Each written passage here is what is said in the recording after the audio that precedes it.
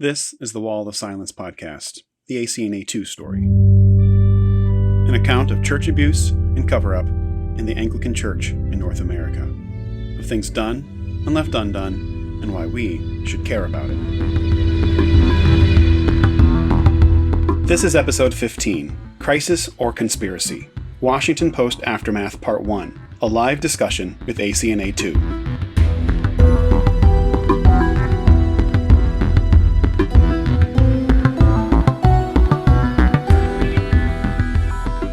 A disclaimer, this episode contains references to sexual assault and sexual harassment. Please be advised. Also, if you have a conflict of interest regarding Bishop Ruch's presentment trial, it is my recommendation that you not listen to this episode until after the trial verdict has been announced. This specifically applies to those on the provincial tribunal, the court for the trial of a bishop, or if you are working with the trial in any related capacity.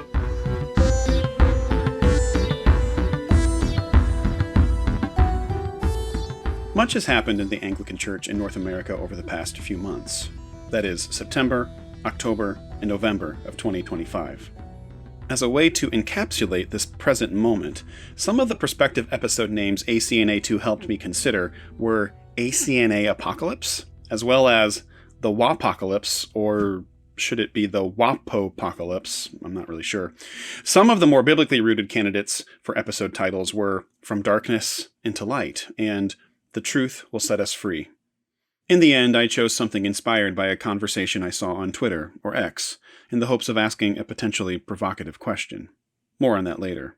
These episode ideas are all, as many listeners will already be aware, in reaction to the events of the past month, where two landmark articles came out from the Washington Post written by journalist Ian Shapira. The first article revealed allegations about current ACNA Archbishop Steve Wood, along with revealing that a formal presentment has been submitted against him, claiming sexual misconduct, leadership abuse, and potential misuse of funds, with the most alarming allegations coming from Claire Buxton, a former children's pastor at the church where he was rector and is now in the process of retiring from. The second article was about Bishop Stuart Ruch, much of which has already been documented on this podcast and ACNAtoo's website, while also containing revelatory new accounts from victims who were harmed under Ruch's negligent leadership. Since then, Shapira has written two more articles following up on the story, one of them including even more damning allegations about Archbishop Wood. Since the articles were released, there have been a number of online reactions and official response statements, including from ACNA bishops. You can consider this episode and the one that follows it the Wall of Silence's own reaction episodes. Here I talk with members of ACNAtoo about their reactions to the Washington Post articles coming out, a recap of the fallout from it, and a summary of what didn't make it into the articles.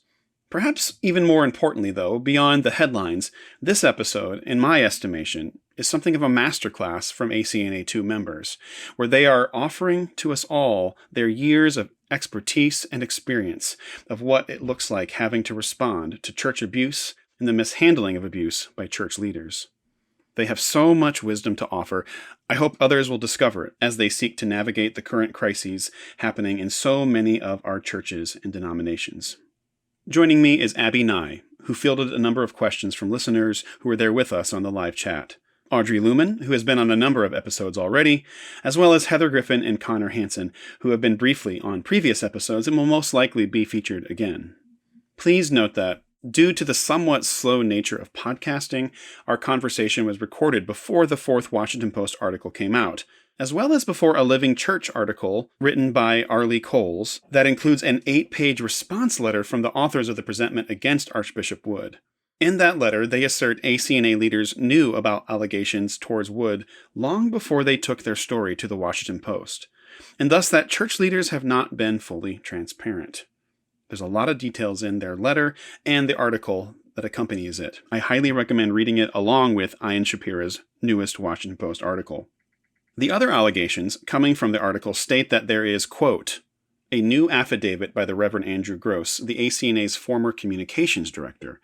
Gross, who has worked for all three of the church's archbishops, alleged that Archbishop Wood was unusually concerned in the aftermath of his election that charges may come against him, to the point of offering to, quote, secretly contribute $10,000 to send a priest on sabbatical because he feared the priest would bring charges. Moving on, it says, Gross's affidavit further said that while he was working for Wood, he heard a credible report of a discussion between Wood and the Most Reverend Ray Sutton, dean of the province, that floated the possibility, those were in quotes, of, quote, a bishop-friendly board of inquiry should such charges come, end quote. It is a lot of details and names to keep track of, as there always is, so please check the show notes with links to all the various articles that will help you map out the entire narrative as much as that is possible.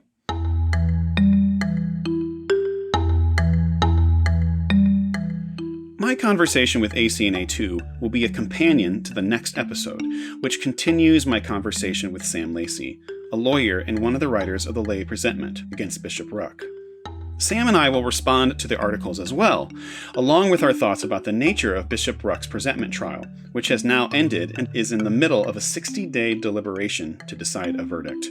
The present episode is more anecdotal, diving into the news itself, whereas my conversation with Sam is more on the analytic and reflective side. I will also have one more concluding episode with Sam, further reflecting about what it means to speak up about abuse within the church. Before we get to our discussion, I need to add that I've known about the Washington Post articles coming out for months, most especially because I participated in the one about Bishop Ruch.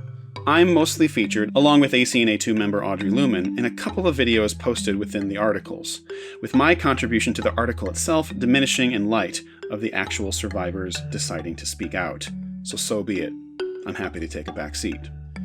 There will be an upcoming episode where I discuss more fully my part in the article, but it was in the process of doing the interviews for the Washington Post where I realized it made no sense for me to remain a priest within the ACNA. It hit me, after spending an hour telling my story and offering pointed critique toward my bishop and diocese and the province, that I couldn't speak publicly like this and stay under their leadership, or be affiliated with them in church ministry. Honestly, it hit me hard, and I made the decision almost nearly after the interview was over. More on that later on a future episode.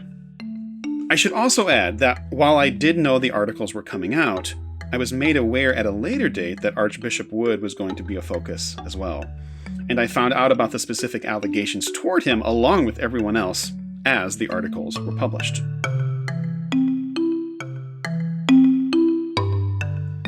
As noted, there have been many responses to these new revelations and many speculating about the health and even likelihood of a future for the ACNA. Added to the tension and chaos is the inhibition of Bishop Derek Jones, who led, or still leads, depending on your perspective, the ACNA's Special Jurisdiction of the Armed Forces and Chaplaincy, a ministry of armed forces, hospital, and other types of chaplains. Or maybe this jurisdiction has never been part of the ACNA at all, at least according to Jones's account. Jones has chosen to disaffiliate from the ACNA, but the ACNA denied he has the power to do so, and Jones, in turn, has chosen to sue the ACNA for copyright infringement. It's more than a bit of a mess, with accusations flying from all sides. Finally, the possible capstone to this is the announcement from GAFCON, acronym for the Global Anglican Future Conference, a confederation of sorts of conservative Anglican provinces declaring a reordering of the Anglican Communion, a rejection of the Church of England and the Archbishop of Canterbury, and the bold statement that, quote, "We have not left the Anglican Communion. We are the Anglican Communion," end quote. I might add, by looking at the conservative North American Anglican Church, one might be led to think that to be the Anglican Communion is to continually be embroiled in abuse and corruption scandals of all kinds, and to have church leadership forever bungle how to handle those scandals. But that's just me.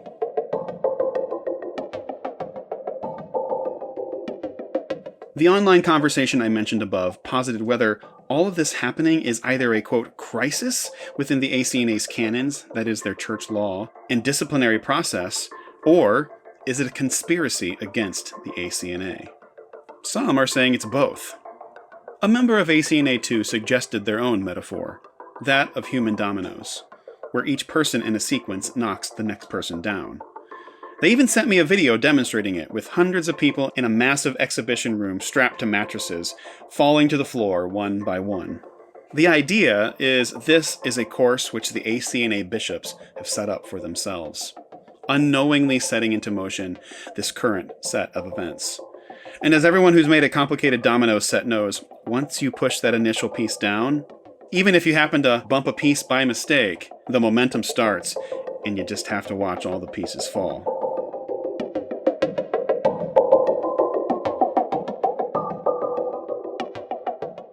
To paraphrase something else ACNAtoo told me in the midst of all this, for years they've been stonewalled and ignored by provincial powers. But now that the Washington Post and the other articles have come out, and so much outcry is currently being raised, ACNAtoo, in some ways, can take a breath and let others take the helm of trying to hold the province, this denomination, accountable. On Twitter, I saw the account, who goes by Elysium, remark that if you're looking for a conspiracy, look no further than Bishop Sutton and Wood, seeking to have a, quote, bishop-friendly trial process. That's your conspiracy right there. Over the years, some have claimed the blame lies within ACNAtoo or those like them, that they're the ones seeking to destroy the ACNA, acting as some kind of denominational terrorists. So, I present this episode for your consideration, as they give more context to these stories and offer their insights. How do they strike you? What is the manner and the spirit in which they've tried to bring some kind of accountability and change to the ACNA? Usually, a conspiracy hides in the shadows. ACNAtoo has been anything but. I'd assert they've offered more grace over the years of their advocacy than has been deserved. Here now is my live conversation with ACNAtoo, discussing the aftermath of the Washington Post articles.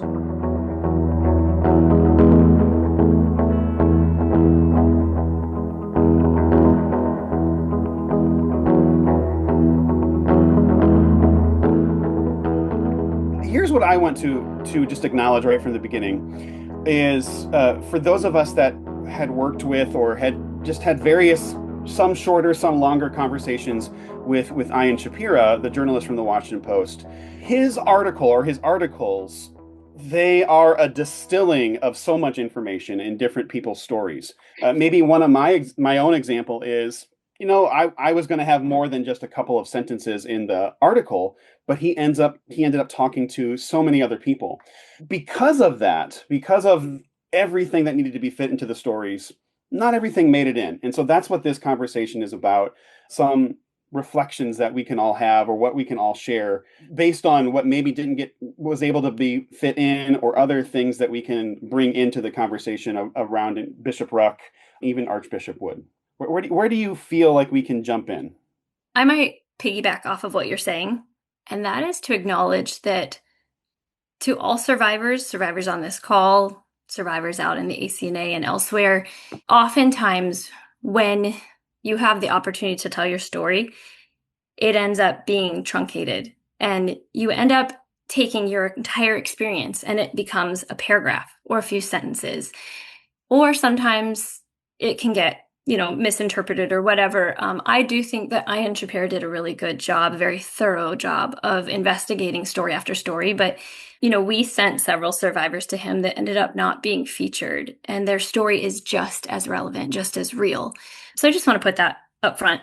One of the things that I really wanted the story to highlight, but I think may have gotten missed a little bit, is the fact that in the lay-led presentment, we featured 7 men. All of them were either former pastors, lay catechists, or lay leaders that were then brought into the church and kind of reinstated, brought into leadership positions, and in one case ordained silently without the congregation being informed. So I wanted to make that connection because you can kind of see it weave through the story a little bit, but it wasn't explicitly told. Like John Hayes was a former Presbyterian pastor. Josh Moon was a former Presbyterian pastor. Neftali Mata was a former pastor in Springfield, Illinois. And to draw the implication of that, these are people who disqualified themselves while they were pastors in other contexts. Maybe somebody can fill in the details here for me, but the current or a current rector of Resurrection, on the Sunday after the articles came out, didn't he say something to the effect of, Bishop Stewart has always wanted to go through the process, right? There still continues in the present to be messaging to signal to their congregation, to their community, and I guess in that sense, partially to the public, whoever wants to listen, that yeah, he's just gone through the process happily, going through with it, agreeing to it, whereas the opposite is the case. And that, as you mentioned, Heather, affects, because of how that's handled, we don't even really know exactly what survivors testified during the trial. Is that correct? I mean, I don't know what you all know at this point, but any of you want to touch on that? I know one person who testified. I won't say who they are, but Sure. that's Yeah. all Yeah. I know.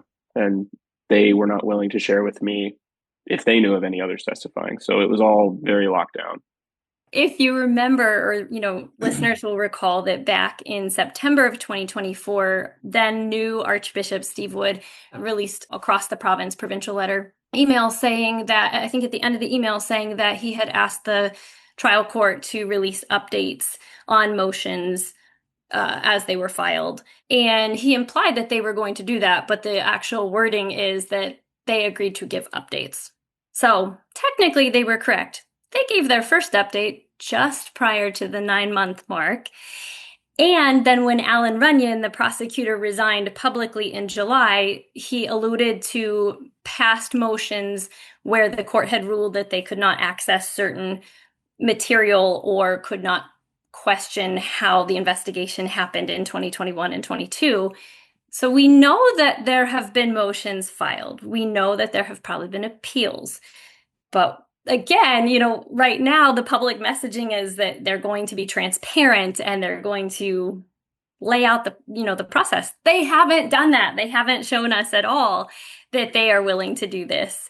I feel like we're going to get this tome at the end, perhaps, in December when they come out with a verdict. It'll be like, here's the verdict. And then how many motions are they going to have to release? Or maybe they won't. Maybe they just won't do it.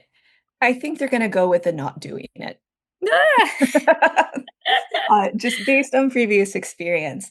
And they can get away with this sort of messaging. So usually all it takes to placate people who are minimally engaged and have trust in their leaders, which why would you be participating in an institution if you didn't trust your leaders well enough, if you didn't think that there were enough good people who would do basic due diligence, who would be distressed at injustice and an appalling witness to the church and the world, that they would be willing to hold corrupt leaders accountable. So people do not feel like they have a personal responsibility to learn more, because why would you learn more about something this complicated and technical and depressing if you think your leaders are going to do the right thing?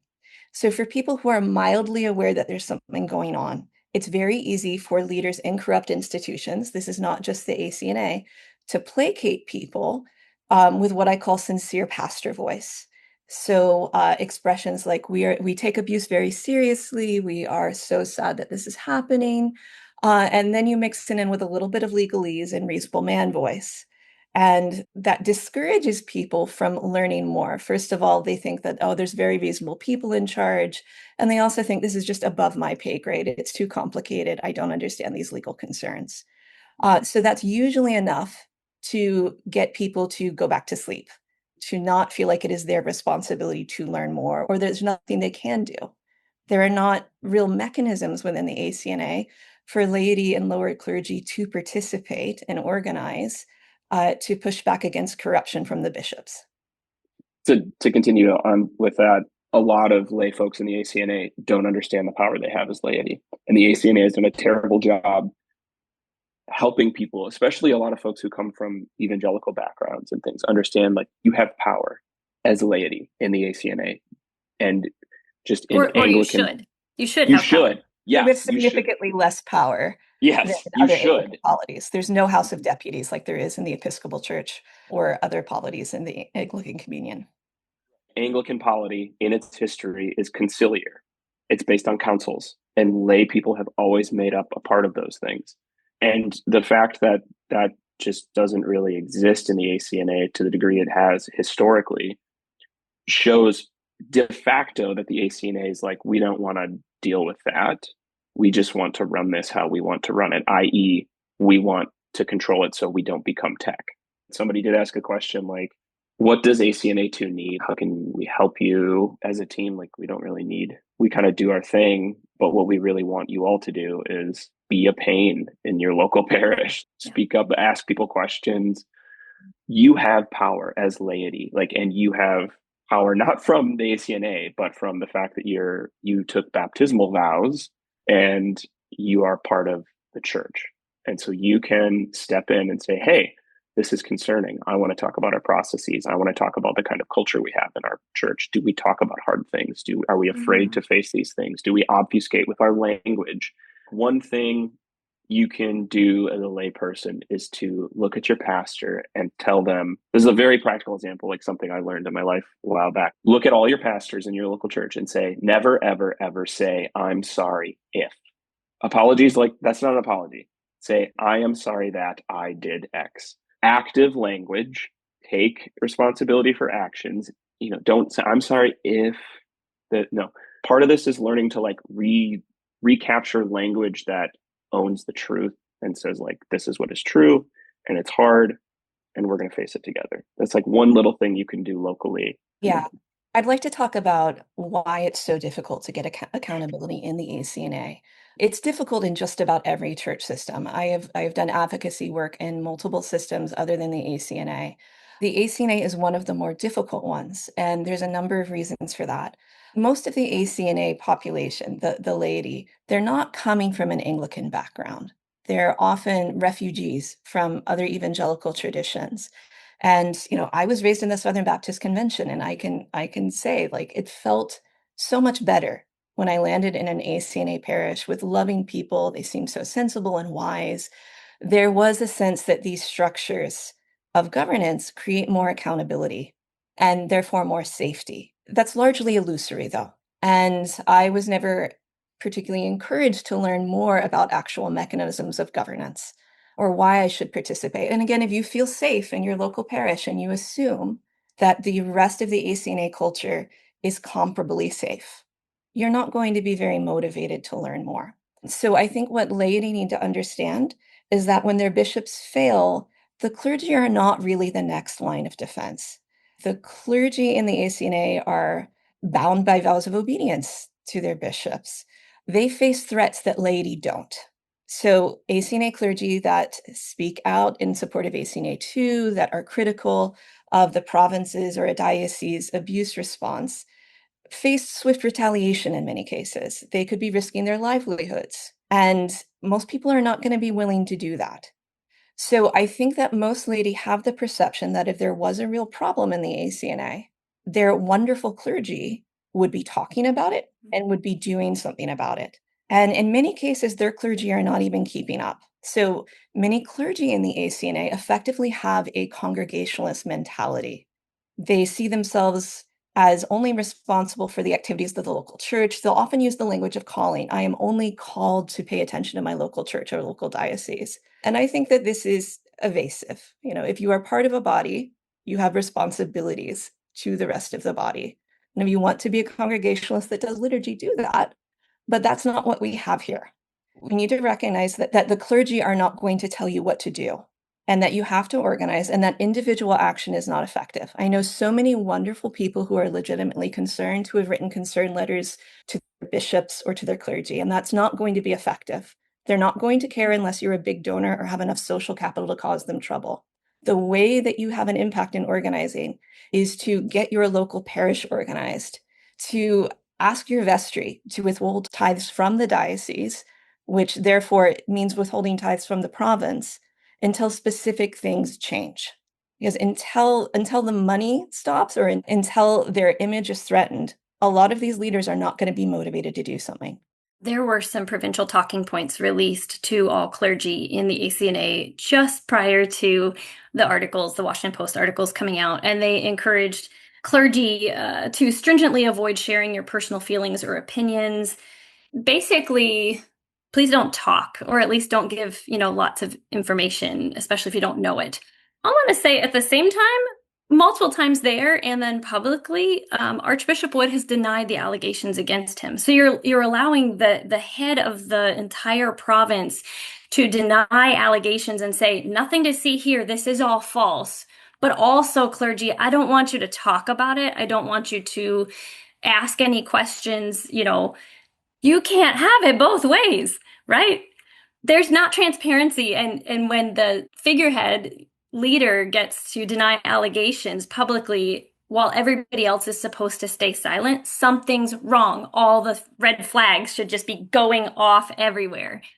Through the provincial office, by the way. Yes. And that same talking points memo said things like, we are following a rigorous process inscribed in our canon law to investigate and seek the truth in these matters. When have they ever done that? That's baloney. We haven't seen that at all. They also But that said works things. if people aren't paying attention. Exactly. If They you don't also know the said the backstory. province remains committed to balancing transparency with the need to protect the integrity of the process, provide justice for victims, and ensure a fair and impartial hearing for the accused. There's been an extreme lack of transparency throughout, not just in the Ruch case. There are other presentments that have been submitted. There are many, many misconduct reports that have been made. They go nowhere. I don't know what the misconduct process now is, but in the Beach administration, it was just a loop. People's emails didn't get answered. Follow-up didn't happen. Bishops completely ignored multiple reports against clergy who were abusive. So again, like these talking points, it's like, well, you can say all you want, but you have no history of showing this. And at the same time, in this exact same document, you have a denial by the Archbishop against the allegations. But they're doing that because it has been an effective strategy for the past 4 totally. years. That has completely worked. Yep. Corrupt leaders do not have to care about optics if no one they care about is looking. Yep. And they do not care unless people with social capital, usually men, are Yep. looking and using their voices. So in my experience, nothing changes in corrupt church systems unless men with social capital speak up. And so again, people are expecting their clergy to do this. Yep. That's not going to happen. It should, but totally. it's not going to happen. And on top of that, page 6 of that same talking points memo said all reports are kept in strict confidence. Yet somehow Anglican Inc. got wind of the presentment within 24 hours. It was only turned into the College of Bishops. I'll let you do the math.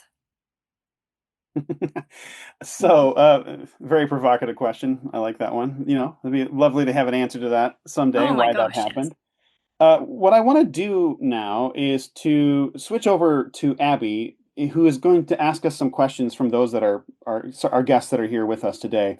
Abbi, I'm going to leave it to you, and then we'll just kind of bounce back and forth for a little bit here. Yeah, absolutely. I thought I would actually start with one about the articles. Someone was asking a question and wondering if there was any evidence that Stewart knew that part of Neftali Mata's court testimony where he admitted to choking his wife and saying that he wanted to kill her. And did Stewart give Mata an annulment so he could remarry? Because now Mata is remarried with a child. 2 children, I think. We don't know the answer about the annulment. We also don't know whether he knew the history. However, we were able to obtain the history. Stewart should have as well. It's not hard to find this stuff in the year of our Lord 2025. As a regular person, you can email a police department or you can submit a records request. You can do that stuff. It's pretty easy. Or in the case of Mata, the Colorado court records are freely available online. And I got those court records in about less than 10 minutes. Stewart could have done that research and he chose not to. He may have those records. We don't know. Yeah. I mean, do we not know that he didn't know the history? So Mata talks about some of the allegations publicly. It's just in an extremely whitewashed redemptive hero arc way. Correct. Right. But Stewart Ruch may have those records and have chosen to ignore or chosen to believe that it wasn't relevant to him leading the Alpha program and going through a pastoral training internship. Yes. We don't know. But what we can establish is due to what Mata says publicly himself, is that Stewart knew that there was something very significant. Yep. And that there was great cause for concern and did not investigate further or investigated further and thought that this was okay. Right. The body bag comment was in at least 2 different podcasts that we found publicly. So we assume, again, we can't prove that Stewart saw them, although The Holy Post podcast interview with Neftali Mata has since been removed by Holy Post. The link is still under Mata's bio on the Res website. So we know that Res was promoting that after we turned in the presentment, but it has since been removed. It's a dead link. So we have another question, and this is a little more general. What are some good ways to detangle or debunk actually all these allegations show in a denomination that is healthy and honest rhetoric? The logic seems to be that every single institution is just as bad as this. They're just covering it better. Where do we even start? I'm left speechless. It's almost like I can't even come up with a parallel illustration, but it's kind of, like, oh, you caught us with our pants down. Like, look at us being transparent. Like, no, it wouldn't have been transparent had it not been exposed publicly. You have to bring in extrinsic pressure to make the ACNA do anything. I can get quite passionate, but I really am left speechless. I don't have much more to say beyond that. Okay, yeah, I had some thoughts written about this, yeah, because there's an article circulating that's like, actually, look at this is our disciplinary processes playing out. So actually, this is what the church should be doing, and it's good. Processes that, like, whatever processes we have in place that produce whatever good outcomes we want, a healthy church does not make. I think it's Sam Lacey on the Wall of Silence episode talked about, like, it doesn't matter about processes. We need people of courage. I mean, to borrow the title of Stanley Hauerwas's book, we need to be a community of character. We need to be people who have courage, who can face hard truths, and who can look at our church and say, maybe our church is not a safe place. I mean, it's a really, really, really hard thing to do. And it produces a lot of psychological dissonance, especially if you have children there. It's hard to do that. And then we need people to be willing to use and sacrifice social capital. We need lay people willing to be a pain for the vulnerable at a local level. Like becoming the kinds of people that do not allow this to fester, that do not allow this to go on unacknowledged, half acknowledged, obfuscated. There was an incident, saying things like this, like, no, like name the evil, name the thing, and let's carry this together. This is the difficulty of these sort of groups at scale. When you become an institution, you need these bureaucratic processes, you need these other things. But at the end of the day, we need to be people of Christ-like character, which requires courage to be people who acknowledge the truth and who stand with those who are hurting and who sacrifice. Yeah, I agree with that. And then just a quick follow-up is, the ACNA has been promoting that they have new canons, that the drafts are going through and they're receiving follow-up or feedback. And I was like a page or two in the first section where they say that for safeguarding, they want all clergy to follow state laws. That's it. I'm done. Like, state laws, there are 6 states in the United States that say all clergy are mandatory reporters no matter what. 6. So we are holding secular law above moral truth. When I see that and I say, we've been through all 4 years of this and this is the best you can do, I lose all energy for wanting to be a part of any kind of feedback conversation. I'm like, you haven't learned. It's 4 years later and you're still not safe. You can make minute changes, but the overall, are we protecting our people or not, are simply like, we're going to follow secular law. Aren't we better than that? Audrey, can you transition that into the question that we have of why Bishop Stuart Ruch was not processed criminally or charged criminally for failure to report? Yes. So what he did would rise to the level of charges for misdemeanor. But in the state of Illinois, where the courts are swamped, we were told by phone that they will only press charges when it can be proven that the abuse continued after a clergy member heard the allegation. In this case, Sharon, the mother, did finally report the abuse. And so DCFS made a visit at the Rivera house and eventually arrested Mark Rivera. So for that reason, they aren't going to pursue a case against Ruch, but that doesn't, by Illinois law, it was still illegal what he did. I thought it was really funny that George Conger and Kevin Carlson on Anglican Unscripted in the last episode last week were saying that the Washington Post piece against Ruch is a hit piece. And that they said, if readers only read that, they would believe that Stuart belonged in prison, not belonged in some church court. Or I'll butcher the quote, but it's in there. And I just thought, well, you're saying the quiet part out loud, and Washington Post didn't even cover all 7 cases that we highlighted in the lay-led presentment. So yes, you did draw the natural conclusion that readers of our lay presentment and of Washington Post should conclude by logic that what he did was illegal and what he did was wrong. Yeah, and I would add that it's pretty rare for failure of mandatory reporting to be prosecuted in many states. So there is a recent case in Florida in which an Assemblies of God pastor is being charged Right. by the sheriff's department for failure to mandatory report and for pressuring others not to report either. But this is a major problem and accountability for sexual abuse, not just in the church context. And I know people who are working to reform the laws so that these actually have more teeth, because until there is enforcement and actual consequences, clergy and others are going to continue to look the other way because it's extremely inconvenient and disruptive to report abuse. Well, and let's add another layer to these laws, because I'm in Minnesota, and Minnesota state law designates clergy as a particular occupational role. And in the statute, it says even consensual sexual contact between a person in one of these prohibited occupational roles, so psychotherapists, counselors, and clergy, is illegal because the state recognizes the emotional power differentials, the way that human psychology works with people in differing positions of power and emotional vulnerability. So if somebody in one of these positions even has consensual sexual contact with somebody under their care, within their care, it's illegal. So we have the state recognizing, hey, power differentials matter. They affect people psychologically, they shape human behavior, and they create certain cultures and groups of communities. Why is it the state recognizing this? Why is the church not also recognizing this more widely? It's baffling to me. Perhaps I could jump in with something that I wanted to share. One of the survivors in the Washington Post article contacted me, and she wanted to offer just more context, more of the facts, the details. I have a question for you all, though, before I do it. And this maybe this peels back the curtain on how we work. She names her rapist. She names her perpetrator. Am I allowed to do that? It's not named. He is not named in the article. I just want to be sure if I'm going to share this that I'm doing it the right way. He has already been named in an August 7th, 2021, I believe the date is, diocesan letter. Okay. And he was named in the Hush Blackwell report. Okay. And in the bishop's presentment. Correct. Okay. Thank you. See, that's how we roll.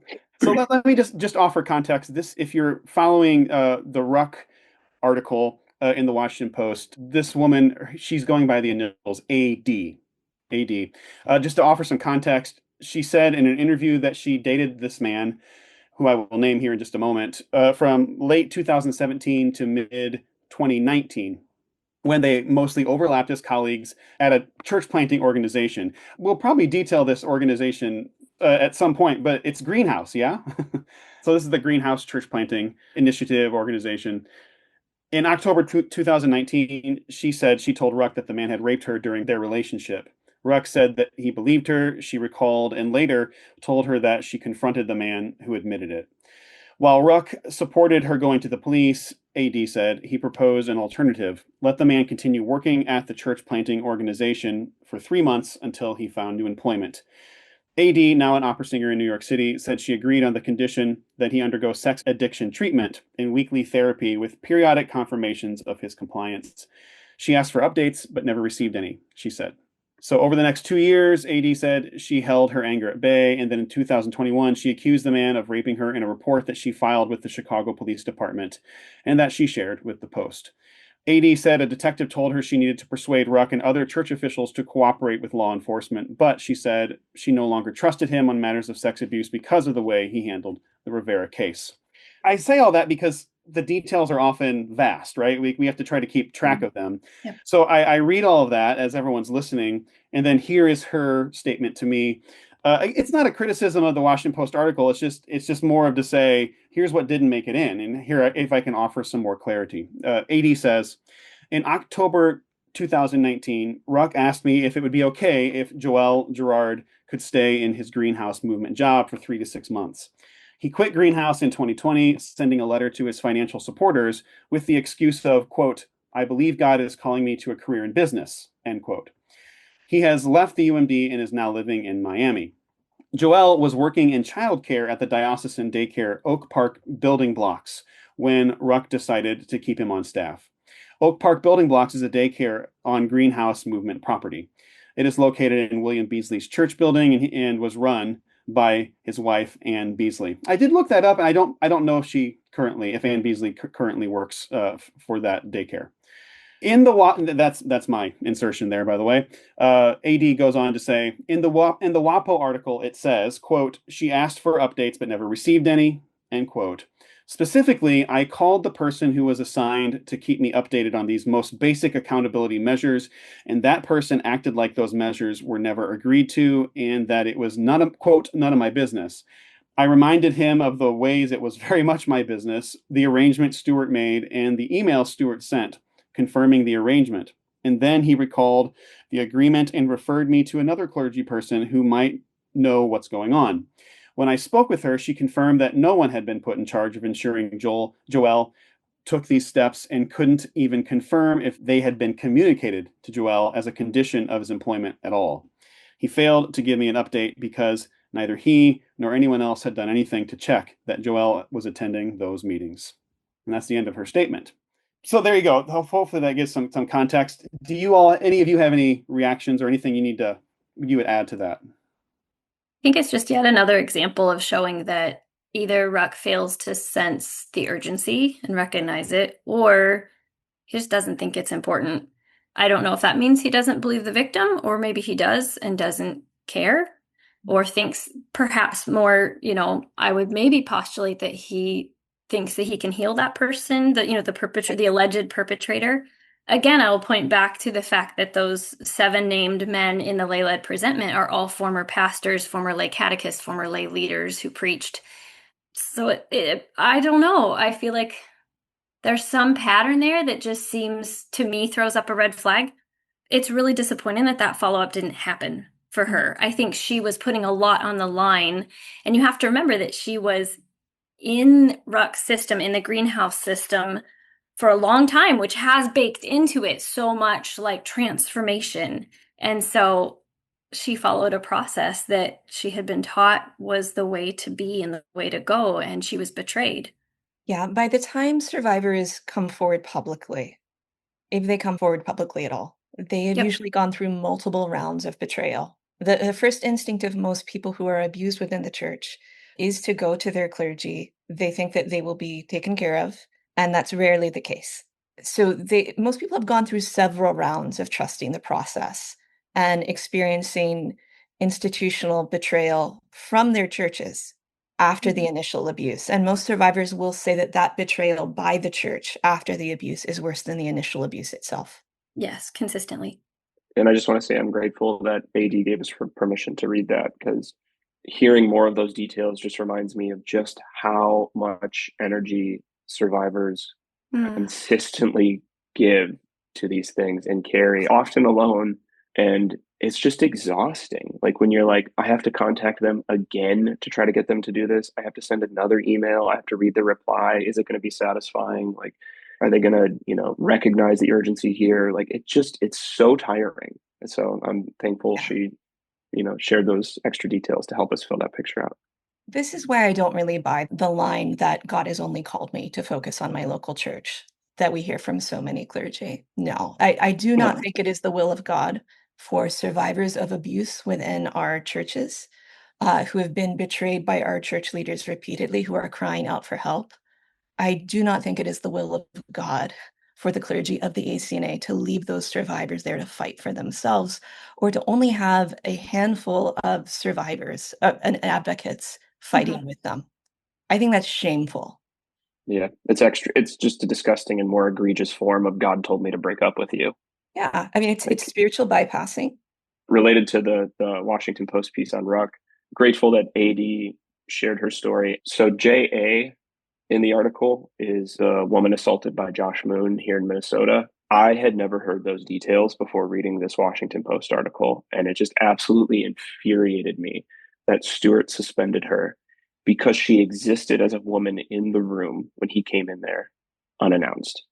This is the kind of thing, and like this is a whole thing in itself. This weighs heavy on me, and it's part of the reason why my wife and I left the Upper Midwest Diocese, is because of the way they view women. This is a larger problem in the ACNA at many churches, and a larger problem in the church in America in general. But it's just this dogmatic and vicious holding of a view of sex and gender that is ultimately about hierarchy. I do not think that's what scripture teaches at all, right? You know, stuff Stewart and others around him teach about like these gender archetypes, the masculine, the feminine. They are these like supra transcendent metaphysical realities and patterns that exist in the universe created by God. And so you have to fit into the pattern, and the female, the feminine receives and nurtures, and the masculine basically penetrates and goes out and initiates. And these patterns, like, this is not of scripture. And it is destroying women who feel like they can't fit this mold.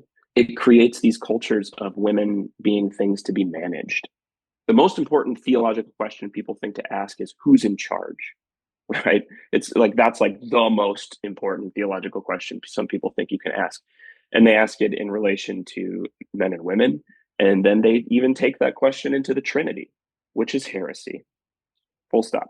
And you know, I'm somebody who thinks, yes, God ordained male and female bodily. Of course, we don't talk about eunuchs in Matthew 19, which is an interesting conversation, but it's not about hierarchy. It's about bodies. And like, why is that not enough for us? Why are we so committed to this? Like, but it has to be about hierarchy, and we all have to fit these roles, and it's not healthy for us. And so ultimately, to say, I'm grateful that JA shared those details, because that to me just solidified, like, yes, I don't care what processes you have in place. That kind of thing, unhealthy church. Yeah. And not only was she punished, then after her punishment was set to end, Stewart, who was back at the helm, extended the punishment almost 9 months with a gag order. So you're looking at not only shifting the blame onto the woman, but you're also silencing her, which we also see as a pattern in the church. If Bishop Ruch were here with us today, I would, in some ways, want to know about that more than anything else. What's with the extension? What's with putting the blame on her? At least from our perspective, that's what we're seeing based on her testimony. Can you explain what is going on there? Was it the sin of being a woman? Is that what it was? Right? Of having a female body? Right? Is that how else do we interpret that? It's quite astounding when you read her testimony. Abby, can you take us into another question from a listener? Sure. And I'm going to switch gears a little bit. And this is from somebody who had a really good experience in the ACNA. So they say, in my local congregation, a deacon was quickly removed after abuse being found out that was directed toward his family. And it sounds like the clergy and bishop were involved in the decision, and they were really open about it with the congregation. So this person is wondering, have we had any other good reports like this in other congregations, or is this more of a one-off? And so basically, is this the norm, or do most churches not have these kinds of protocols? Yeah, we've received disclosures of abuse from about 240 victims. I can think of one case that sounds a little bit similar to that, although I know it's not the same by the details you're giving, where reports were made, there were multiple victims, and the diocese did promise an investigation, and I believe was in the starting process of that when the vestry took a vote and said, actually, we don't want him here anymore. And it was over. I believe, at least one of the main survivors did feel cared for. That was several years ago, and I haven't heard of a single one since then. No, that's not true. I did hear of one other where a rector was removed. I know of a recent one where an assistant was removed, but it was a fairly clear-cut case with supporting secondary evidence, but I thought the church did a good job. Yeah, and police charges. Yeah. Yep. I want to say, like, I had a lovely experience in my ACNA church too. And that is why there are so many wonderful people in the ACNA. I think that there are great pastors in the ACNA, but that experience of safety within the local church can create complacency where people don't realize how destructive it is in other places. or that when you report abuse, bishops do not always respond well, and that they are not likely to hold each other accountable. So I want to commend that bishop. Like, I don't know the details of that case. I want to say, like, by the time people come to us, things have gone very, very wrong. So we don't want to in any way invalidate or minimize the people who are trying hard, who are doing the right thing. And we're just not hearing about that. I think that's wonderful when that happens. And we are also so grateful for all of the people who, for the past 4 years, have been working to reform their parish abuse prevention and response policies and trying to refine that for their own diocese. Those people have taken that really seriously. Unfortunately, that is not enough to reform an institution that lacks courage at the upper levels and often includes corruption at the upper levels. So I know it's exhausting to do this work, but we do need people to show up. I like to say that the ACNA puts the collect in collective action problem. There aren't great means of organizing, but this can be done. You know, we've seen in other abuse scandals like the International House of Prayer Kansas City, there were no mechanisms in their polity for the laity to hold their leaders accountable. But they did so with consistent pressure, creating public outcry, informing themselves, for blocking within the first few months 3 extremely dodgy investigations. And that happened because people felt a sense of personal responsibility and they showed up. And we do not see that in the ACNA. We see a lot of, this is somebody else's problem. My nice leaders will take care of it. If there were really a significant problem, my clergy would be talking about this. My bishop will do something. But when we talk to what I call nice guy bishops, they tend to see themselves as only called to their local diocese. Or they'll say things like, my hands are tied. But they will Yeah, I placate guess they will. Yeah. Yeah. I know from experience. Yeah. Yeah. I Um, think part of it, like what you're saying, Heather, too, is like you laity are free to pursue this locally. You are free to inform yourself. You are free to learn. And like I say this as somebody who was on staff with Greenhouse as a university campus pastor, and I didn't know the sexual assault and harassment statistics on college campuses. And yet most of our little congregation there was women. That's on me that I didn't know that. And how, when I do learn that, how does that change the way you pastor? How does that change the way you preach? How does that change the way you focus on elements of scripture or, these sorts of things like that? That is really important. And there are people doing that in the ACNA on the local level, and we need more of it. We need more people willing to be like, okay, I'm going to look at, like, when you look out over your congregation, your parish, 50% of them have experienced some kind of trauma or abuse or something. Like it's staggering. Yes. So just because it's not happening currently in your local parish or diocese does not mean it has not happened in the lives of many of the people right in front of you. Well, it's very concerning that we see ourselves as people who take sin very seriously, but yet we know so little about these incredibly common experiences of people being sinned against. And we're uninformed because that means we haven't sat with that damage to see how Jesus meets us in that pain and transforms us. And what I will say about Stuart Ruch is that I do think he is somebody who tried to take pain seriously. And the church was focused on healing. I was formed in a very similar Anglican healing prayer tradition. I received a great deal of benefit from it.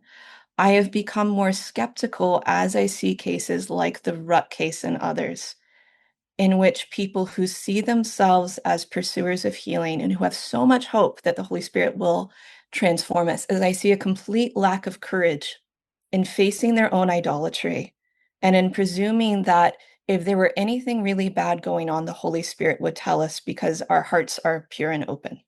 And that is just not the case, and that is so dangerous.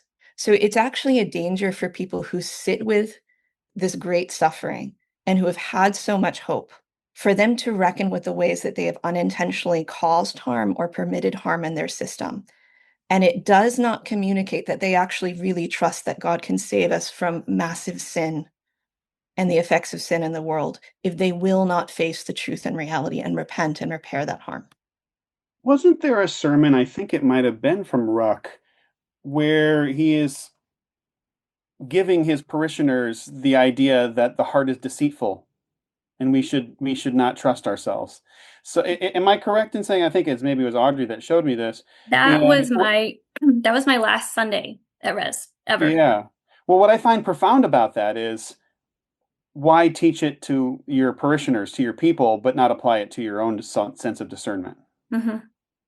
That's an What excellent what point. good does that do? Yeah. And I think that's part of why they were so late in getting any sort of abuse response patterns. They don't have anything to learn if the perception is that unapproved secular sources are skeptical about transformation because they just do not have hope that God will transform. I would love to have more hope that God can transform sexual predators, but that hope would have to come from a place of seeing sin taken seriously in all of its depths. So that we should be learning from people who are actually studying predation rather than from predators themselves who are telling us, what to do. Like, we should be able to reckon with sin in all of its depths if we believe that God can heal us. And Yeah. we shouldn't trust people who avoid knowing about how bad things are, even if they are claiming great hope. Yeah, I want to reiterate and be very clear. I think Stuart and Rez and a lot of people in the ACNA desperately, desperately want to see God at work in their lives and in the Yeah. world. Who doesn't? It's also possible for to want that so badly and in such a way that it becomes dangerous, that you run people over, that you don't see what is true from sources you might call woke or secular or something. You need to be able to hear the truth, especially about yourself. We just got to have humility. Yeah, I would say that spiritual abuse is a form of abuse that is often done unintentionally. In some ways, I think people can understand it more if you call it spiritual harm. Sometimes that harm takes a while to pile up. And when you feel so bound up in terms of your identity and safety and belonging in a community, it takes people a while to even recognize that they have been harmed. So, what I have seen, particularly in charismatic systems, but there are others as well, is that there are mechanisms that teach people to focus on their own offense or transference. Transference is a big thing at Res, that keep them from even telling people when they've experienced harm because they're policing themselves. And if you are a pastor in a community or if you have social capital in the community, you get to control the story of why people are not getting better with the help that's available. And so we can often blame people rather than saying, like, hey, we unintentionally caused harm here. Jesus is big enough.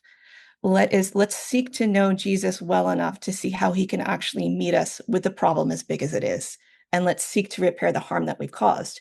You cannot grow and refine your wisdom traditions of healing prayer if you cannot receive feedback. And the moral injury, which is a form of trauma of when we violate our own values, the moral injury that we would face if we reckoned with how we caused great harm when we were trying to help, is so profound that most people will refuse it. They will scapegoat the person who is claiming harm. And it's very easy to do that if everyone around you trusts your good intentions and knows that you're sincere. So sentimentality about our own sincerity tends to get conflated with the Holy Spirit in a lot of Christian traditions. And it is the enemy of facing difficult things. It is not the blood of Jesus. It does not wash away our sins. There is a misconception that when people mishandle abuse, it's because they're willfully malicious.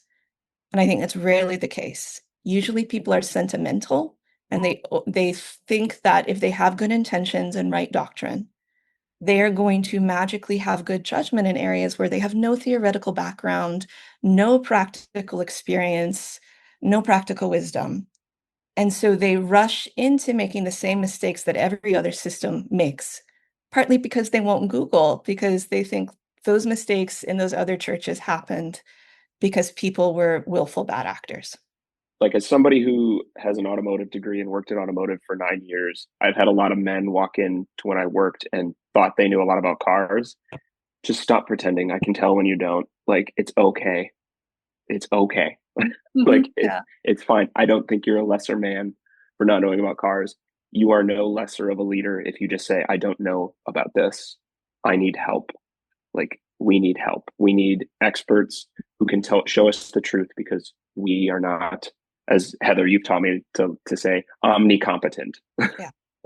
Yeah, in a lot of cases, I don't think people are even aware that they don't know. I think it's a sacralized Dunning-Kruger effect. So the Dunning-Kruger effect is a cognitive bias in which people who know very little about a subject learn a little bit and then think they know much more than they actually do. We are very susceptible to that. And that's a dangerous place to be in a high stakes situation where you're stressed out of your mind. Because what is more overwhelming and terrifying than an abuse allegation happening within your community? People are not thinking clearly. It's not a good time to climb a learning curve. And they're also very susceptible in that situation to manipulation by bad actors. So predators have usually groomed community members to believe them over the victim. It cost us something if someone that we are attached to as a spiritual leader turns out to be a predator. It's much easier for us to demonize survivors and whistleblowers than to reckon with things like, why did God allow me to experience his presence at church if something this bad was happening? People will feel a lot of betrayal trauma against God that they have to reckon with, even if God obviously did nothing wrong. That your whole world kind of ends if you have to reckon with these things. I had a question that was somewhat related to this topic, and I thought it would be a good time to ask it. So one of our listeners asked, I'm thinking about prevention of abuse on the front end. Do you know anything about the ACNA screening for ordinance? Do they do psychological testing for things like narcissism, psychopathy, rule breaking? And then they note that this isn't a fail-safe, but would it help, and is it something worth advocating for? I do know that there's psychological screening for bishops, at least there was in my diocese, but that was not effective. Narcissists can fake a screener. like that's not hard. It's really hard to catch that in that sort of situation, though I do think it's valuable. Ultimately, I think a lot of ordinands get through on vibes.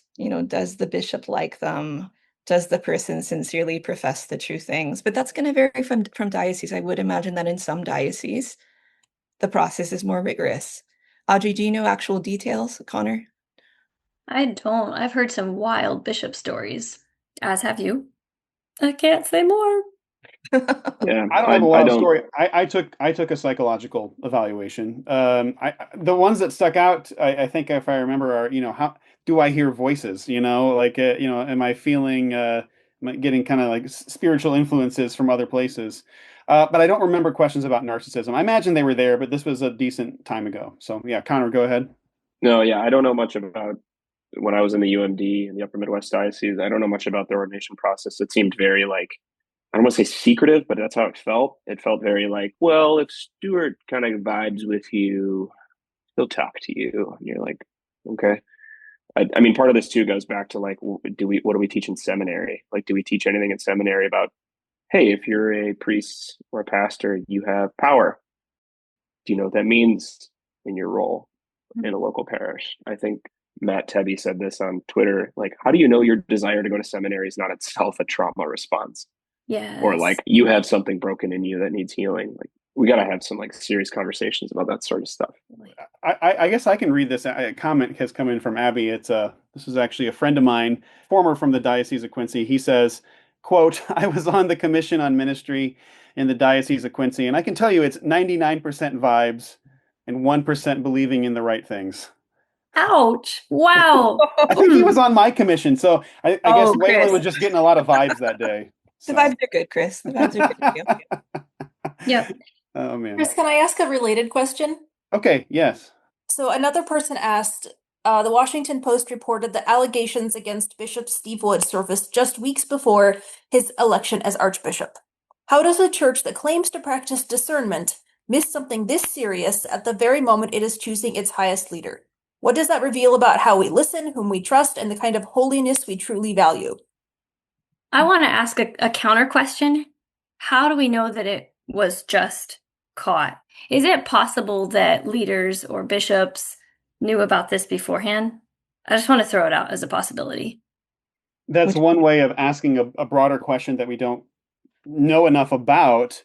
But also kind of, is that you also wondering, like, what has been the process of this finally being brought to light from about Archbishop Wood? People identify with others who are like them. So the bishops in the ACNA would not have agreed to become bishops if they thought that the organization was immensely corrupt.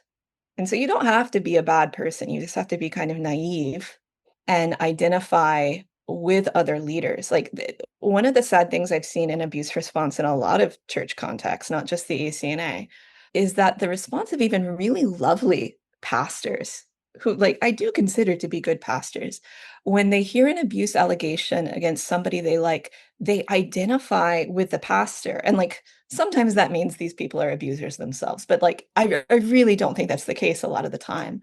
I think they imagine how stressful it would be to be falsely accused, and they so identify with that leader that they can't conceive that this person who has said true things over years in a very sincere way could be wicked. So empathy for all of us tends to go with people who we think we know and who we identify with, who we have an affinity with.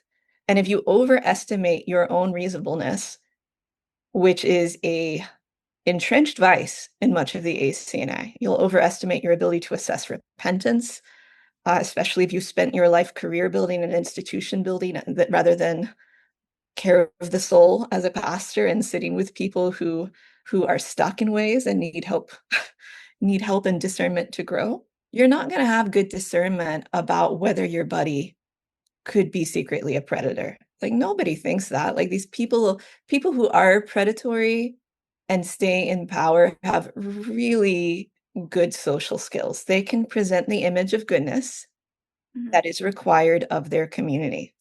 And it feels very implausible. So the instinct of even very kind people in these communities is to demonize the survivors who are bringing forth the allegations.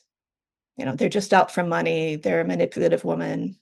And so the survivors are not real people to most of us in the way that we think our leaders are.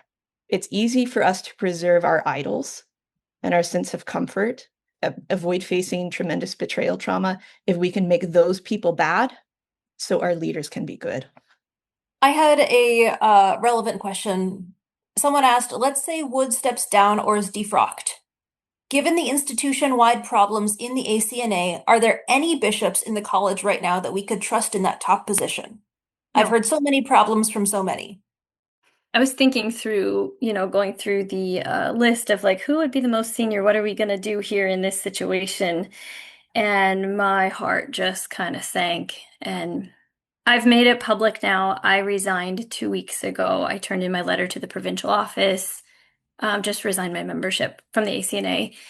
And it has been that process of moving the evolution from 2021 when I jumped on the ACNAtoo team saying, guys, this is just one big misunderstanding. If we can just get everybody at the table and just spread out the evidence, I'm sure they will apologize, they will repent.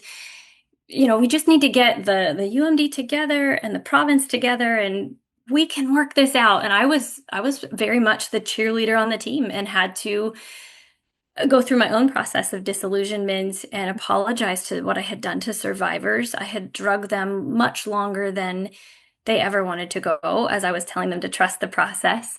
And even then after that, in 2022, 23, 24, even early 2025, I've talked to so many survivors, both in and out of the UMD, all over the ACNA.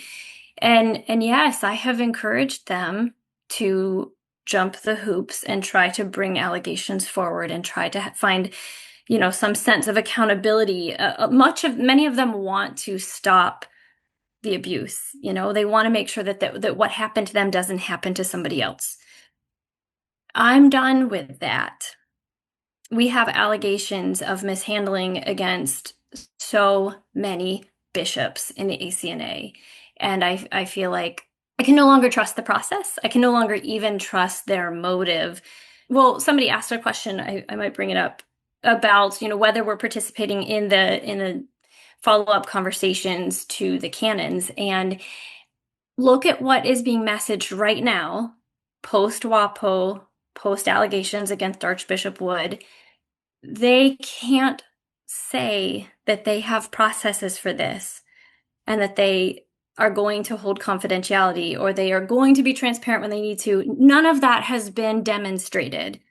Now they're rolling out these new canons They did not want to have a single conversation. I reached out multiple times to Canon Andrew Rowell or the provincial office or Dr. Tiffany Butler. I asked multiple times to see drafts to have input prior to them being rolled out.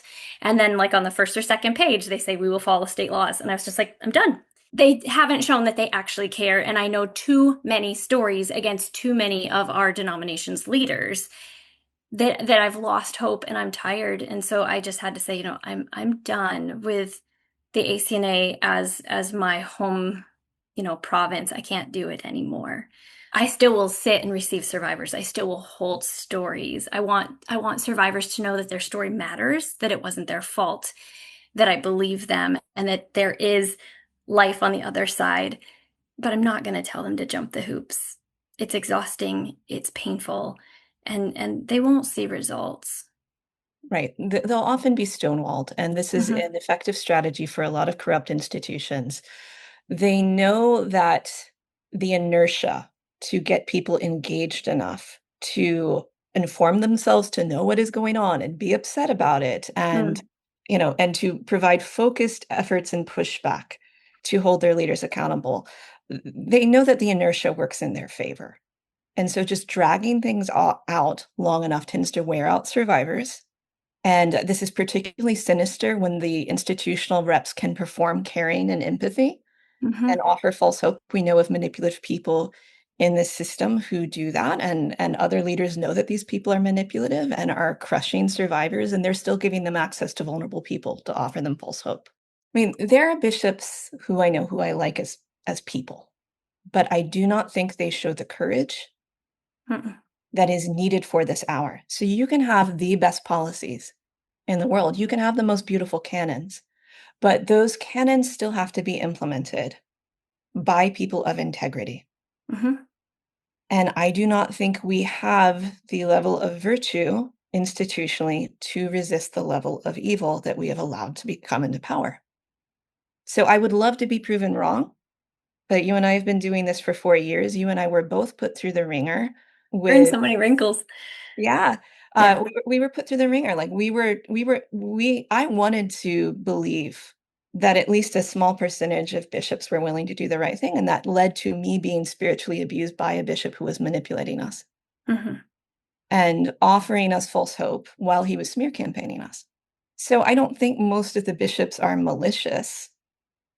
I think that this is overwhelming for them, and this would consume their lives if they actually reckoned with it. And so a lot of them are behaving like they just got a stage 4 cancer diagnosis, and like they can just pretend that they can keep doing their normal lives. I know if you get a cancer diagnosis like that, cancer becomes your job, and reality is reality, and you have to learn to live within it. And reality is not going to adjust itself to your capacities just because you neglected to think through these things before you accepted this office. Like a lot of the nice guy bishops are new people who became bishops after the Ruch crisis went public. And they could have discerned that, oh, if I take this job, this is going to be my problem. And a lot of those are, my hands are tied. I'm only called to my local diocese guys. How many have reached out to us, Heather, of the new bishops? None. We have talked to some of them because we reached out. But how many bishops have reached out to us? Well, none. I don't think they want to catch the stench of sulfur from our evil woke Antifa mob. So right. Well, and Foley Beach never answered a single one of our emails. No. And look, I don't have a problem if people don't like who we are or what they're doing. What I have a problem with is this sentimental indignation where people think that, oh, if people who are survivors and advocates out of the gate calling for accountability have a bad tone of voice or are just too angry, I'm somehow off the hook for fighting for accountability or informing myself. That is ridiculous. Like, this is basic due diligence, especially if you're clergy in a denomination where if your tithes and your volunteer hours are keeping this thing afloat. You need to know what's going on. As long as people continue to disengage or think of this as somebody else's problem, the leaders don't have to change. They can just draw it out. They can say sincere sounding things and reasonable man things and, dabble in a bit of legalese. And the people who actually have social capital will let it happen. Is there any of the particular stories that you think is worth drawing out? I briefly talked with Ian this week, and he mentioned, for example, he couldn't get into anything having to do with Chris LePere. Right. And just it was just a story he just couldn't insert into there. But that's an entire story. That's an entire thread. Are there any other? I have a particular talking point, but does anybody else have one? Any other stories that you wish we could have seen more from? Someday, I think it'd be really fun to do a deep dive into the province's handling of the initial kind of blow up in June and July of 2021, the provincial response team formation, a juxtaposition of what those team members were told when they were onboarded and what survivors and advocates were told was blatantly opposite. I would love for that story to be told at some point. I would love to examine provincial statements from 2021, 22, 23. I don't know if a lot of listeners are aware that, some of you who have followed this over the last several years will remember June 7th of 2023 when Foley Beach went public and had this letter that went out to the entire ACNA membership saying, something's been happening behind the scenes. And there was a bishop's presentment signed and submitted, and then Ruch and his defense attorney appealed for a stay order, which is kind of a gag order and a halting of the process, and that was granted by the tribunal. All this was happening, behind closed doors. Nobody knew anything. Interestingly, I can't find that announcement or letter anywhere on the ACNA website. It seems to be gone from the archives. It can be accessed via web crawl if you have the previous URL archived somewhere. And there's coverage on in the Religion News Service article. Exactly. Yeah. Exactly. But yeah, I would love for that bigger story to be told. Like, we're hearing a lot of messaging from bishops from different dioceses right now saying, we have a process, we're walking the process, we have canons, we are going to be transparent. They're implying that they have been transparent, and there is absolutely no historical evidence for such. And so, you're living in this like alternate universe where you're going like, what they're saying isn't actually what we have seen, nor what we believe will happen. So yeah, I think there's a larger story to be told as we would examine, 2021 and forward to, for what has happened, what has played out, what leaders knew, what they chose not to take action on, what they sat on, what they perhaps even mismessaged, slandered survivors, either privately or publicly, all while messaging that they were handling the process really well. Audrey, do you think we should go over what the PRT was? Because I think a lot of people were not tuned in during that era. Well, when survivor Joanna Rudenborg went public on June 26th of 2021, explaining that what Bishop Stuart Ruch had explained to his diocese in a May 4th diocesan letter, when she went public and said, what, this is not the whole story, some of this is not true, and things kind of escalated from there. She released more information a few days later.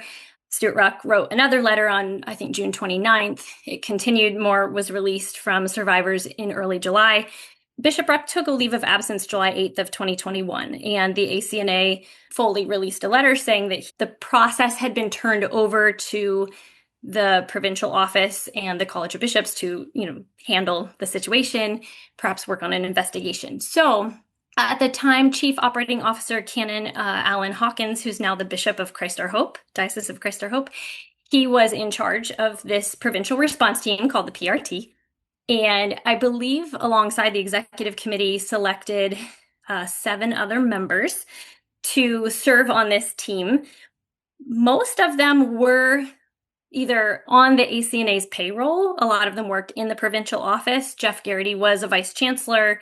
Rachel Thibault was a communications director. Alan Thompson was a historian. Who else? Eric Manise was a bishop of Diocese of San Joaquin, still is. But then we have these 3 members. We have Autumn Vandehei, Gina Rose, Kristen Price, all 3 just lay members. And I say just, in the church it's just, but all of them had expertise in this material. So Autumn Vandehei is an advocate for child sexual abuse and has been for years. She has testified in Congress for this kind of material. Gina Rose is a chaplain, a hospital chaplain, has worked with, she was working with September 11th trauma victims and has worked in trauma for like 25 years. She's formerly a licensed therapist. Yes, and she is also a deacon in the ACNA. And then Kristen Price, who is an attorney and has worked for the Center for Child Trafficking, I believe. Anyway, they all came with this expertise, and honestly, to like when COO Ellen Hawkins explained to survivors and advocates, we have these 3 people, we were in awe. We were like, this is great. I'm so glad that they're bringing these people on the team. We were assured that they were going to vet all communication, that they would have contact with survivors as there was outreach. None of that happened. Ellen Hawkins also gave us the assurance that we could put people in the room, meaning like we could suggest that he bring specialists, experts on to work with the provincial response team. That was also not true. And we have evidence as such, because the people that he name dropped that he was meeting with and implied that it was meeting with regularly, we were able to reach out to and confirm that they each had 1 meeting, and they were brief, and it was not covering the material that he told us it was covering. Those 3 women, they resigned on January 17th, I believe, of 2022. So they were on for, about 5 months, something like that. And then they also realized that things were not going well, and things that they were being told were not truthful. And yeah, they resigned publicly, at which point, I think 4 days later, on January 21st, 2022, the rest of the PRT collectively released a statement like, I wish they had brought their concerns to us prior to this. They did. Lots. And that is also documented. Right. And I think that we should talk about the implications that this has for the subsequent investigations. So one of the tasks of the provincial response team was to select an investigative firm into the allegations, not only about Mark Rivera's activity, but about the diocesan response in the Diocese of the Upper Midwest. Hush Blackwell was selected. The 3 experts on the PRT, which included an attorney, Kristen Price, were not given access to any conversations about the scope or the negotiation of the contract. So one of the things that we specifically asked for was for a public letter of engagement, which is essentially the contract in these kinds of scenarios. This was done, for instance, in the Southern Baptist Convention guidepost investigation. And the purpose of that is to make sure that the scope and the methodology are not narrowed in a way that enables cover-up. The province absolutely refused to do this, and the experts were siloed off from this process, and they had absolutely no involvement in the selection of Teleios Law to investigate the spiritual abuse allegations. So eventually, when the Hush Blackwell investigation was completed, we could tell from the publicly available report that the scope was so truncated that it would not only limit survivor participation, but limit coverage of a lot of the actual concerns. So this is a common technique for institutions that want to cover up abuse and want to cover up mishandling, is that they narrow the scope and they alienate survivors so that the evidence available to even good faith investigators is so limited that the full weight of what has happened does not become public. For the Teleios Law investigation, the report was not made public at all. This is a very common practice in Teleios Law. It's part of why the ACNA and other institutions use them repeatedly. And they have a very bad reputation among survivors for dismissing, misrepresenting, distorting concerns, and allowing institutions to use them for whitewashing purposes. I think even more to say too, like when I think about even our history of when all of this began and the process of the PRT getting formed, and then just seeing all the public letters written by the province or by Stewart or by others, like as a millennial, I've lived long enough in corporate culture and all this stuff. Like I got a pretty well-tuned bullshit meter. I know when there's something else going. Like everybody, we all know, like, yeah, there's more going on. That's not right, and that's not true, and that sounds like corporate speak, and that sounds like management. And of course, like when Foley went public with all that stuff, you're like, oh yeah, that's right. This like letter Stewart wrote, I'm waiting for this process. This process has been unfolding. Like, no, dude, you are an active participant in this process. You are not passive. That's just this obfuscation, sort of smoothing things over. And then, yeah, the PRT gets formed and you're like, yeah, but they don't have any actual say. Like, this is just, a PR thing. You're just, all of this ends up just being a thing to be managed, not something to actually be. Let's divest power in the process. Stop trying to control the outcome in your favor. Let it happen. And if that means like you lose money or lose people or lose a reputation or something. Like, part of us as followers of Jesus have to be okay with that Yeah. if something's wrong. So let's talk about why this PRT story is important and how it affects the stories that have just come out in the Washington Post.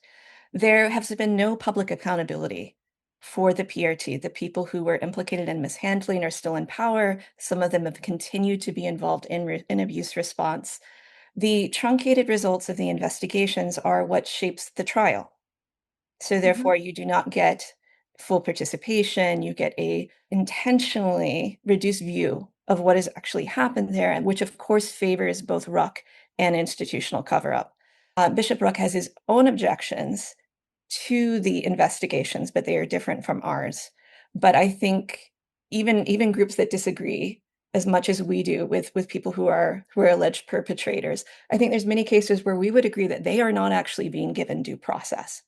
So the standards that we have asked for investigations are designed to ensure due process for everyone, not just a level playing field for the victims, because the power is weighted out of the gate in favor of the institution and in favor of alleged perpetrators.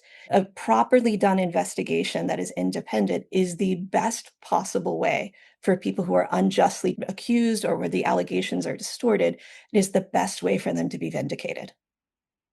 I think a related question from Abby came in, and not from Abby herself, but from somebody. They ask this. I have heard via the provincial email list that they are working on changing their laws for discipline. Is ACNAtoo giving feedback or talking to them about the changes? It sounds like you all have very important ideas they should hear. And I think you've kind of just answered that question in the sense that whatever might have happened with you being brought to the table, that we're kind of past that time now.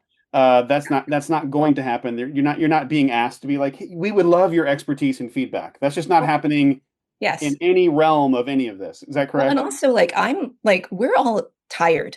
This has been 4 years for us. Audrey has 8 children and still has more energy than anybody else that I know. But we can either give that time to bad faith efforts and be used as props so they can say like, oh, look how magnanimous we are. We reached out to ACNAtoo and got their feedback. And I want to say, I'm not an expert on canon law.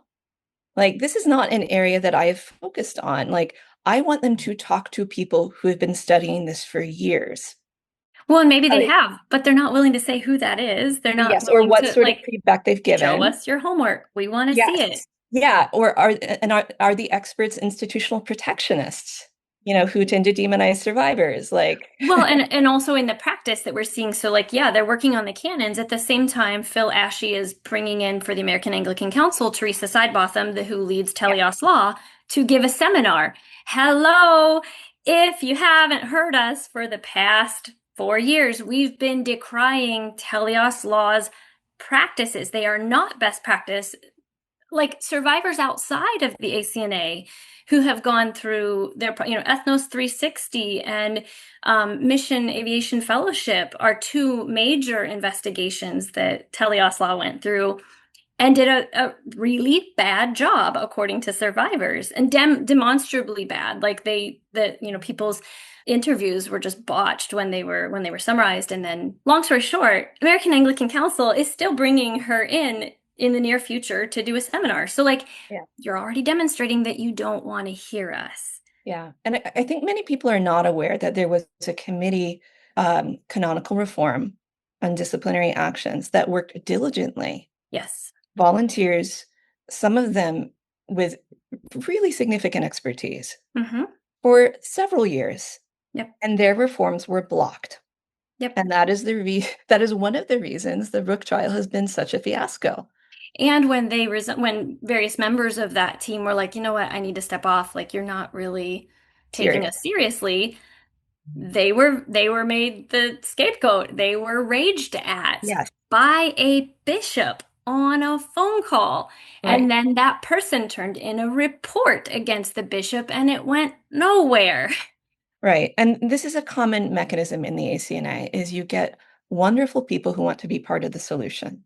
And they assume that there is still enough good faith effort among the people in power that real reform is possible. I would love to believe that, and I used to believe that, and I expended enormous energy for a couple of years under that assumption. But one of the ways these people silo off people who could potentially become problems is they burn their energy on volunteer committees, promising that they will be part of the change, and then they dispose of their work. Or they will take people who are not aware of patterns of abuse, mishandling by these leaders and tell them that they are part of this grand process that nobody has ever tried before. And we're building the plane as we fly it. And, what you're doing is going to just help us become the absolute best at this. And because people don't know, like, oh, there are resources that have already been developed and other case studies that I could look at to avoid these mistakes, they spend their energy thinking that they are helping, but repeating the same problems over and over and unintentionally harming survivors. So yeah, like I am not personally interested in participating, mostly because I have other things to do. Like we can spend that energy on survivors. Mm-hmm. I do not have time to educate myself about these canons and the problems within them. Like I commend people who do and who think that that's worthwhile, but I don't think it's worth my time and my energy when I do not believe that the bishops of the ACNA have the courage or the character to implement even good canons, if that's what we get. Yeah, it's that right there. I am seeing I'm looking on some notes here. It was mentioned by some other ACNA2 members that there were some invitations, specifically by Kate Harris, to participate in some of the canon revisions. And I think this member wanted us to mention that just to be faithful to like the record. Any response to that? Maybe in some senses you just responded, like it's like you've already said what you said. But is there anything else that would be helpful to clarify? I mean, I think Kate's personal invitation is coming from a place of good faith, but I think it's naive. I don't think that she has reckoned with the level of corruption in the institution. And so this is what happens. You get lovely, sincere people who are taking this seriously and do want to see change, but are not seeing these systemic failures. So people want to think, oh, this is one bad diocese or one bad bishop.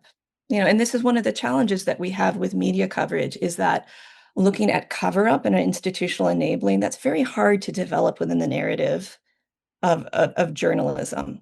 That takes up a lot of space. People tend to respond better to one bad predator or one bad leader articles. And we would love to see more coverage on actual cover up. I want to see leaders who are curious. I think curiosity and asking questions should not be the advocates. Like, we should not be the ones always bringing the questions. Like, okay, very basic one. Where's the Hush Blackwell report? The Hush Blackwell report was released at the end of September 2022. We outcried. So did a survivor's, parent. Multiple survivors outcried saying, like, you just published very, very sensitive information. They pulled it about 72 hours later, and we've never seen it again. We had to do the work to redact it properly and re-release it on a website that bishops themselves, we have at least 2 bishops confirmed, told clergy during their synod, do not visit that website, do not read anything. So barring the very thing that we republished, which shouldn't have been our job in the first place, we still have now, we are past 3 years since that report was pulled. It has never appeared again, and nobody will tell us why. Provincial office would not answer. Multiple outreaches from our team and from other concerned members. Why is it that we have to be the curious ones? Why can't leaders be curious? Why can't they demand answers?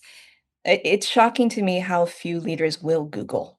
Like they won't Google about how to respond well to abuse. They'll listen to whatever their lawyers say. And there are very sincere attorneys who are Christians who are formed in a legal imagination where your job is to protect the best interest of your client and that is construed as mitigating liability.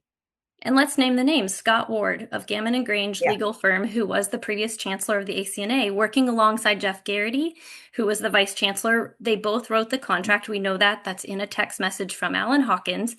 They wrote the Hush Blackwell contract. We know from the first and last page of the Hush Blackwell report that the firm itself was to gather information only and make no evaluations. Yes. Come on. And Alan Hawkins knew that Yep. Jeff Garrity was implicated in abuse mishandling in the international diocese. Yep. Scott Ward, who I think is a very sincere man, and if you listen to his talks and you don't know enough about abuse response to spot the problems, like he just comes across as very reasonable. I don't think that he's like a villain twirling his mustache, but I do think he's somebody who has not reckoned with the harm that he's done. So Scott Ward has been the parish chancellor for the Falls Church Anglican.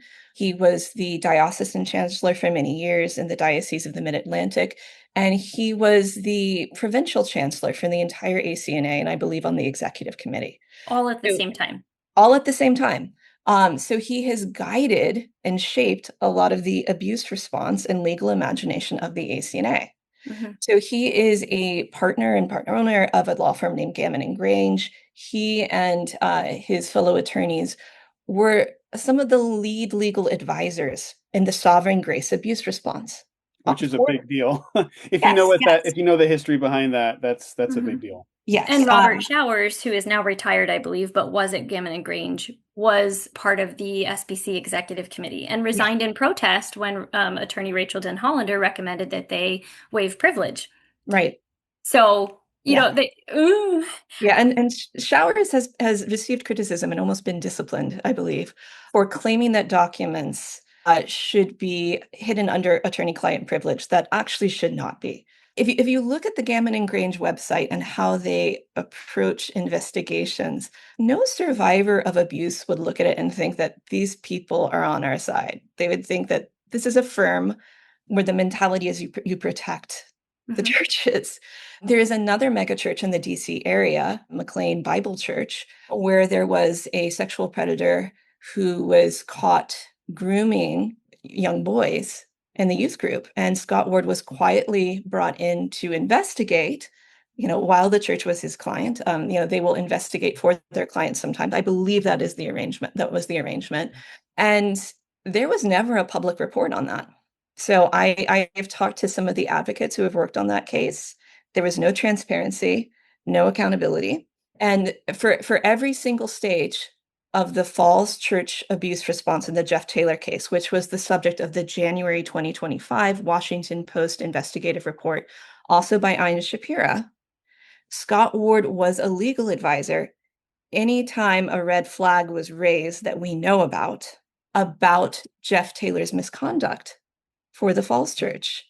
And he is presented as this expert on abuse, but somehow he did not fight for an investigation that was transparent. When an investigation was finally selected, which I believe Chris Warner was acting in good faith, when after years of trying to get the Falls Church to investigate this, and of Scott Ward stonewalling him, which, like, if you only see one instance, you can think, oh, this is a very busy man. He was overwhelmed. Well, there is a pattern of him doing this in case after case after case, of freezing out survivors and not responding to them.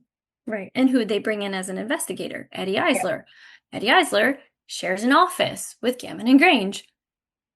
Yeah. Like, they're literally in the same suite. Yeah, I mean, and I don't think he's like best friends with Scott Ward or anything, no, but that's not a good look. No. But again, you don't have to care about optics if no one you care about is looking. Right. And reasonable men identify with other reasonable men, and they think like there couldn't be something really bad going on. And nice people will cover up, and they will be cowardly when their cover-up is exposed, because often their cover-up was good intentions. They think like, oh, it wasn't a big deal, or, oh, they're better now, and they didn't mean to. But once you've covered up once, you can't afford for more to be exposed. I wanted to end us on one last question. So we had a question come in. I've had a couple of people say to me in the last week, what Ruch and Wood are accused of is horrible, but I trust that the College of Bishops will handle this well. How would you respond to that? There is a mentality among a lot of people that things are vaguely working in the right direction. And when you think that, people like us sound unreasonable. We sound angry, like we're bitter biddies, is one characterization of us. But you can't gauge whether a response is reasonable or balanced if you have not acquainted yourself with the actual information. And you can't gauge whether actual progress is happening if you have not informed yourself about what is going on and how this compares to abuse response in other situations that has gone badly or gone well. People like to see themselves as reasonable, but really they're deferring their reason to the vibes of whether they think their bishops are good guys. Just look at the provincial response team resignations if you think that this is moving in the right direction. Look at how they've handled the Hush Blackwell report. Look at some of the other cases, like the International Diocese case that's under Deborah's story on the ACNAtoo website, and ask yourself whether this is a system that is holding bishops accountable. So they don't even have shared standards of response. How would they hold themselves accountable for failing to respond to abuse properly if you don't have shared standards of what we should be doing? So I think the people who are saying that have not done their homework to look at what has happened in the past. Some clergy refused to participate again, like in the Telios investigation. There were allegations brought against them, and they just decided not to participate. Those clergy are still serving in the Yes. ACNA. They were allowed to quietly transfer from one diocese to another, and they're now running a youth camp.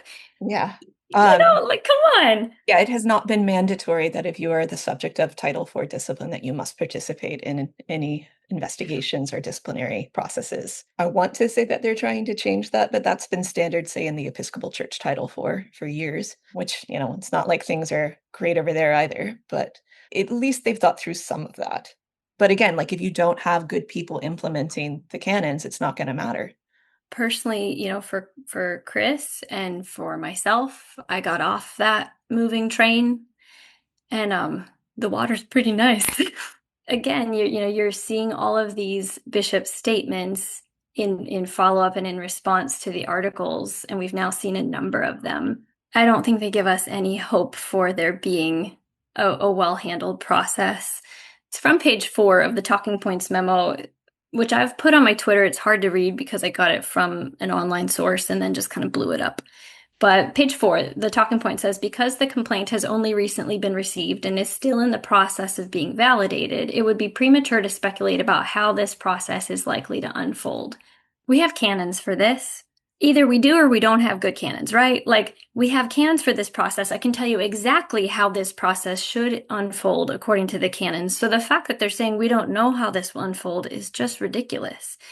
The fact that they've already, somebody leaked the news to somebody who leaked to Anglican Inc. prior to Washington Post means that the bishops didn't hold it in confidence, as they have said that they are required to. They're not following the processes that they already have while saying, don't worry, we have a process for this. I mean, sure, for all of you that want to stay and just, watch and trust, or, be sad as it isn't happening, that's fine. But I'd rather spend my time with survivors.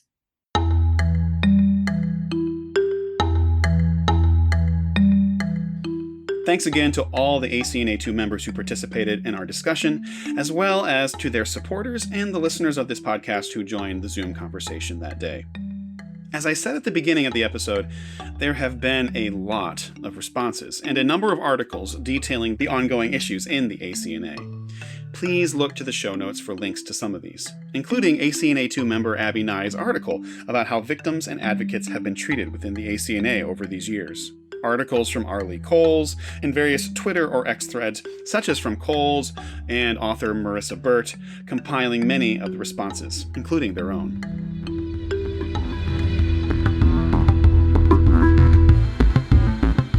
If you believe in what the Wall of Silence podcast is trying to accomplish, please consider supporting us through our Patreon page at patreon.com/Wall of Silence podcast. Though I am not able to offer extra material every month, you never know when something might show up. Check out the Patreon page, subscribe. You can also just get one episode at a time for a small fee. I appreciate anyone who listens to this show, whether you support it financially or not. Thank you for your support, especially over these past few months and the past year and a half or so, as we lift up the voices of church abuse and survivors in the ACNA.